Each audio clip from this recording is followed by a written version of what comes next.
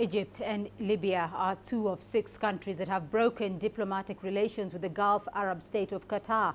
The other countries are Saudi Arabia, Bahrain, Yemen and the United Arab Emirates.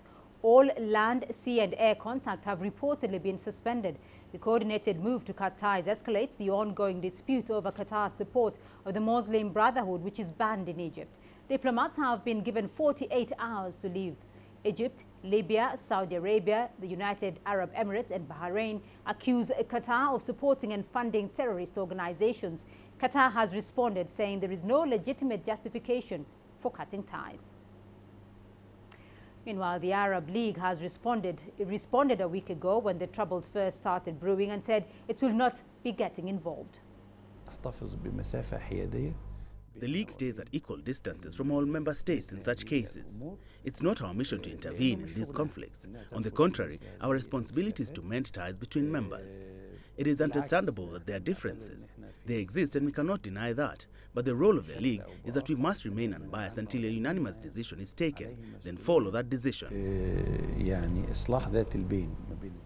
And we can now cross over to Adel Mahroui. He's joining me live from Cairo for more on this developing story. Adel, 6 Arab nations have cut off diplomatic ties with Qatar. Just exactly what prompted this decision to cut diplomatic ties with that nation?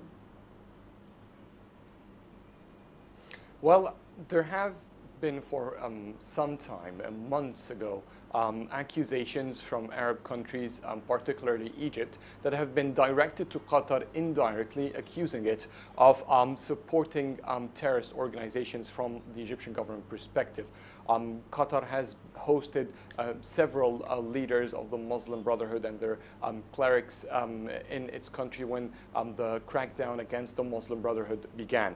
Since then, Egypt has been stressing that Qatar is supporting not just the Muslim Brotherhood but other terrorist organizations, and Egypt believes that Qatar has been intervening in regional crisis from an Egyptian perspective, what Cairo sees as an intervention to reach peace or end these conflicts, and they believe that Qatar has been fueling these crises to go on. This has been the notion for several months. Recently, though, there have been some criticism against Qatar when there were statements that the Qatari prince praised Iran's influence in the region.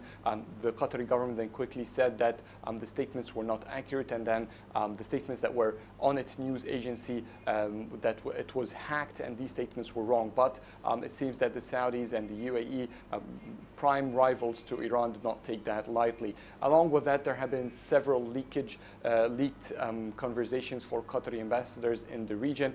All have fueled this situation. Just yesterday, Cairo and Riyadh, both foreign ministers from Saudi Arabia and Egypt, have met in a significant approach. This was just few hours before the announcement of cutting diplomatic ties was announced, in a clear indication that there was strong coordination between Cairo and Saudi Arabia before declaring that, and it's now getting bigger. It's just not all Arab, not 5 Arab countries. They have been joined by Maldives, and it seems that they have been contacting Islamic countries as well to join in for this move.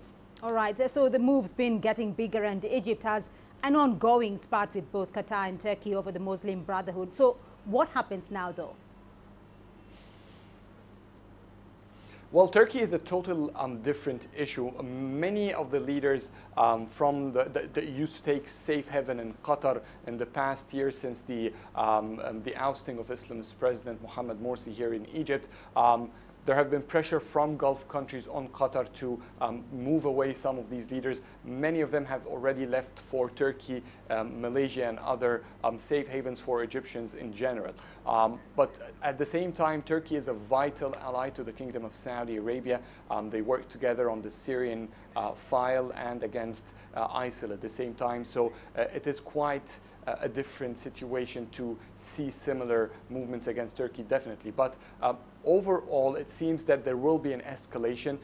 Arab League may get involved if the motion gets bigger, if more Arab member states join this cutting of the diplomatic tie. We might see an emergency meeting taking place. There might be an attempt to take out Qatar's seat, exactly as It happened before when there were conflicts in Syria and Libya, and both their memberships were suspended.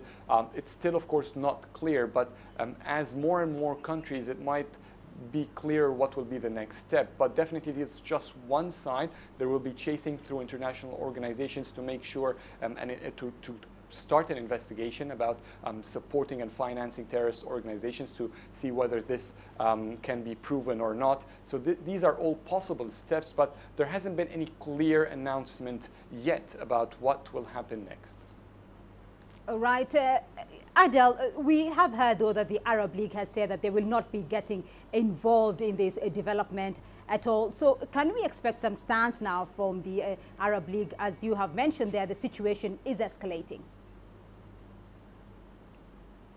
Well, I asked the Assistant Secretary General of the Arab League this question that you've just aired about a week ago, and he said that generally the Arab League's mission is to mend ties between its member states, and it cannot take any decisions unless there is a unanimous vote against one specific member state. So this again depends, as I told you earlier, what will the Arab member states do? Will they call for an emergency meeting trying to push for more sanction and more a broader implementation of these cutting of the diplomatic ties to have more members join them? This must be taken, not the lead in here cannot be taken by the Arab League. The lead must come from member states who would call for this emergency meeting, and then things will start to get in motion.